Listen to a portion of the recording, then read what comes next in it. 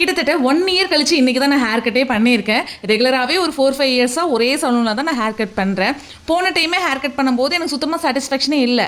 இந்த தடவை போகும்போது நான் சொல்லி தான் ஹேர் கட் பண்ணேன். போன டைமே எனக்கு சாட்டிஸ்ஃபேக்ஷன் இல்லை, இந்த டைம் எனக்கு நல்லா பண்ணி கொடுங்கன்னு சொல்லி தான் பண்ணேன். இருந்தாலும் சொதப்பிட்டாங்க. நான் லேயர் கட் தான் பண்ணேன். அந்த லேயர் கட்டுக்கு உண்டான ஒரு ஸ்டைலே வந்து இல்லை.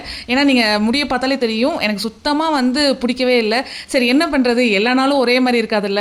நம்ம என்னதான் ரெகுலராக போகிற இடமா இருந்தாலும் ஏதாவது ஒரு நாள் கண்டிப்பாக சொதப்பிடுறாங்க.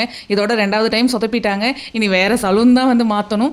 ஈரோட்டில் அது கொஞ்சம் ஃபேமஸான ஒரு சலூன் தான். நான் பேர் சொல்ல விரும்பல. கொஞ்சம் மனசுமே கஷ்டமாக தான் இருந்தது. ஏன்னா ஹேர் வளர்த்துறது ரொம்ப கஷ்டம், மெயின்டைன் பண்ணுறது அதை விட கஷ்டம்.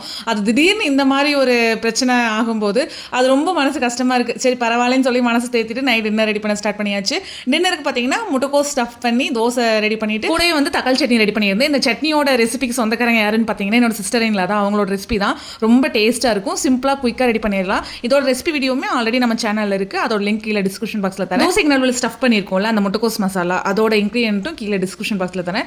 அதுக்கப்புறம் அதை எப்படி செய்யணுங்கிற மெத்தடையும் நான் டிஸ்கிரிப்ஷன் பாக்ஸில் ஆட் பண்ணிடுறேன். கண்டிப்பாக தேவைப்படுறவங்க செக் பண்ணி பாருங்க. இந்த முட்டைக்கோஸ் தோசையோட ரெசிபியும் சரி, இந்த தக்காளி சட்னியோட ரெசிபியும் சரி ரொம்ப சிம்பிள் தான். இந்த ரெண்டோட காம்பினேஷனே ரொம்ப சூப்பராக இருக்கும். கண்டிப்பாக வீட்டில் ட்ரை பண்ணி பாருங்க. உங்களுக்கும் இதே மாதிரி ஹேர் கட் பண்ணுற இடத்துல ஏதாவது இன்சிடென்ட் நடந்திருக்கான்னு சொல்லிட்டு உங்கள் எக்ஸ்பீரியன்ஸை மறக்காமல் கமெண்ட் செக்ஷனில் ஷேர் பண்ணுங்கள்.